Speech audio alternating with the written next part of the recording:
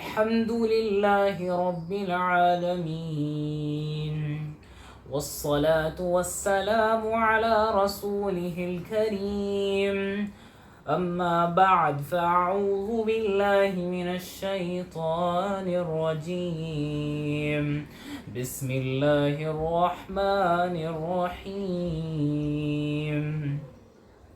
يا أيها الذين آمنوا لا تخونوا الله والرسول وتخونوا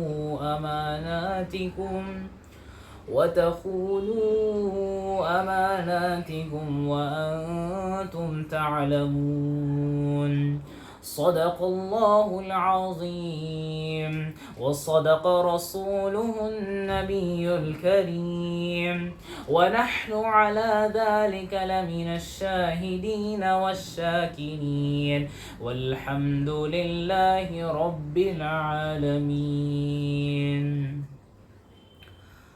قابل قدر بزرگوں اور دوستوں، اللہ تعالیٰ کا کرم و احسان ہے کہ اللہ تعالیٰ نے ہم سب کو ایمان والا بنایا اور ساتھ ہی ساتھ اس کے برکتیں ہم سب کو عطا فرمایا اور سکون و سلامتی کے ساتھ رکھا ہے. اللہ تعالیٰ ہم سب کے کیے ہوئے اعمال کو قبول عطا فرمائے اور ہمارے لیے دنیا و آخرت میں آسانی عطا فرمائے. جب سعد بن معاذ رضی اللہ تعالیٰ عنہ کا انتقال ہوا تو آپ صلی اللہ علیہ وسلم نے فرمایا کہ آج اللہ کا عرش خوشی سے جھوم رہا ہے، کیونکہ یہاں سے تو جانا ہے، وہاں خوشی ہے. اللہ تعالیٰ نے یہ دونوں چیزیں رکھی ہیں، غم اور خوشی. تو دنیا میں غم ہے، لیکن جس بندے کے، جس ایمان والے کے اعمال اچھے ہوں گے اور قابل قبول ہوں گے، اس کے لیے وہاں خوشی ہی خوشی ہے. تو آپ صلی اللہ علیہ وسلم نے فرمایا کہ آج اللہ کا عرش خوشی سے جھوم رہا ہے.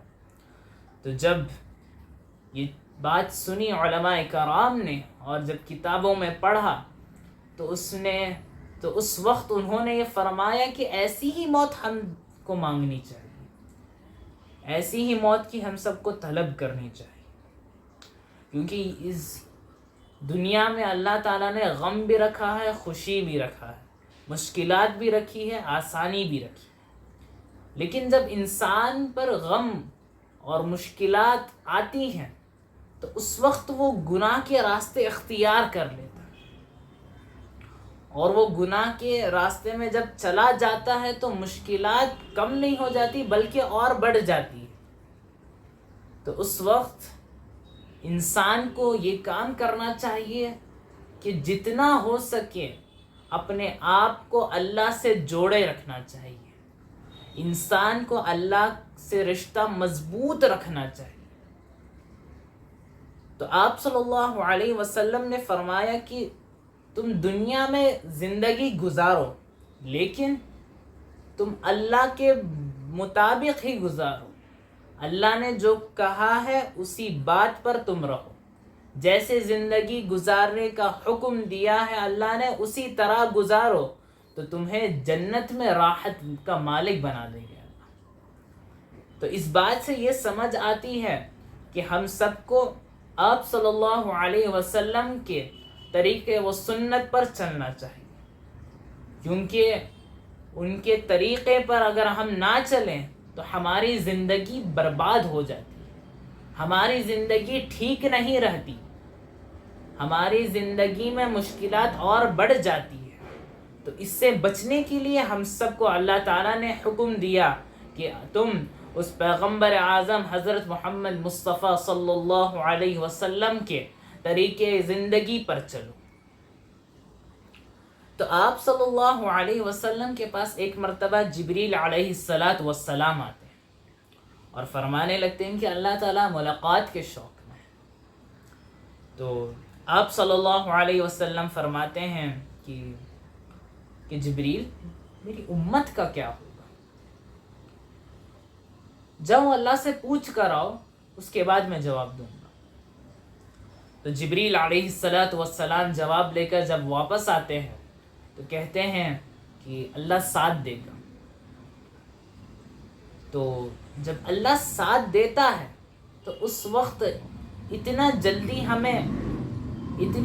ہمیں گناہ کے راستے اختیار نہیں کرنے چاہیے. جب ہم مشکلات میں رہتے ہیں اس وقت ہمیں گناہ کے راستے اختیار نہیں کرنے چاہیے. اس وقت ہمیں صبر اور اللہ پر بھروسہ رکھ کر رہنا چاہیے. تو جب آپ صلی اللہ علیہ وسلم نے پوچھا کہ میری امت کا کیا ہوگا، تو جواب ملتا ہے کہ ساتھ دیں. کیونکہ جانتے تھے آپ صلی اللہ علیہ وسلم کہ ہم گنہگار بندے ہیں، گناہ کریں گے، خطا کریں گے. تو اس لیے انہوں نے ہمارے لیے اتنی دعائیں کی کہ تر بتر ان کی داڑھی مبارک تر بتر ہو جاتی تھی. وہ اتنا روتے تھے ہمارے لیے، وہ اتنی دعائیں کرتے تھے کہ ان کی داڑھی مبارک تر بتر ہو جاتی تھی. تو آپ صلی اللہ علیہ وسلم نے دنیا میں بھی ہمارا ساتھ دیا. چلو خیر، دنیا میں ساتھ دیا، اس کے بعد اب آخرت کی بات.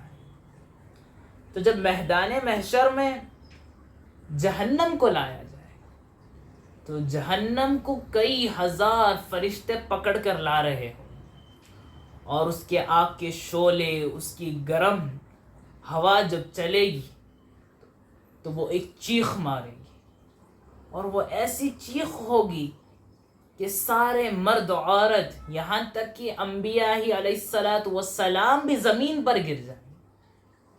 تو آپ سب نے ایک مشہور لفظ سنے ہوں گے، نفسی نفسی نفسی.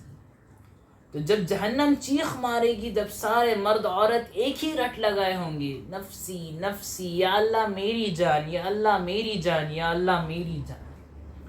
تو جب یہ ہنگامہ اٹھے گا، یہاں تک کہ انبیاء بھی یہی کہیں گے، نفسی نفسی، یا اللہ میری جان، یا اللہ میری جان.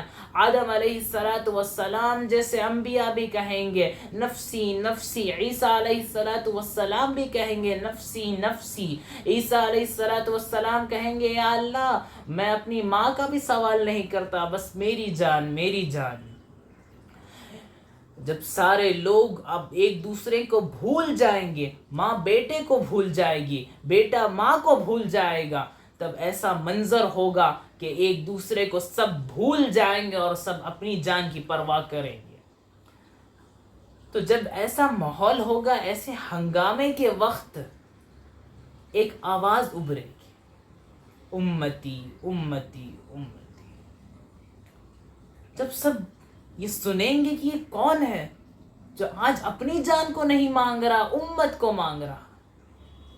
جب سارے لوگ پلٹ کر دیکھیں گے تو دیکھیں گے کہ آپ صلی اللہ علیہ وسلم اپنی امت کو مانگ رہے ہیں، امتی امتی امتی. تو دیکھیے بھائیوں بزرگوں کہ آج ہم نے اس نبی کو کیسے بھلا دیا. کہ ہماری زندگی ان کے بتائے ہوئے سنتوں پر چل رہی ہے؟ ہمیں یہ غور و فکر کرنا چاہیے. ہم نے آج اس نبی کو بھلا دیا.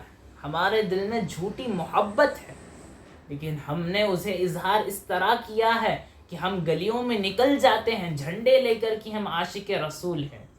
لیکن یہ عاشق رسول نہیں ہے، یہ تو گستاخی ہے. تو آج سے ہم سب کو یہ عہد کرنا لینا چاہیے کہ آج ہم سب کو اس پیغمبر اعظم حضرت محمد مصطفیٰ صلی اللہ علیہ وسلم کی بتائی ہوئی زندگی پر چلنے پر توفیق عطا فرمائے. ان پر درود پڑھیں، ان کی بتائی ہوئی سنتوں پر عمل کریں تو انشاءاللہ آپ کی زندگی وہیں سے اچھی ہونے لگ جائے گی. آپ کی زندگی میں برکتیں ہو جائیں گی. آپ کی دنیا بھی بنے گی اور ساتھ ہی ساتھ آخرت بھی بن جائے گی. لیکن بس ہمیں ان عمل کو کرنا چاہیے، ان کی بتائی ہوئی زندگی پر ہمیں چلنا چاہیے. انشاءاللہ دعا کرتا ہوں کہ اللہ تعالی ہم سب کو ان کی کہی ہوئی سنی ہوئی باتوں پر عمل کی توفیق عطا فرمائے اور ان سے سچی محبت ہم سب کے دلوں میں عطا فرمائے. وآخر الدعوانا ان الحمد للہ رب العالمین.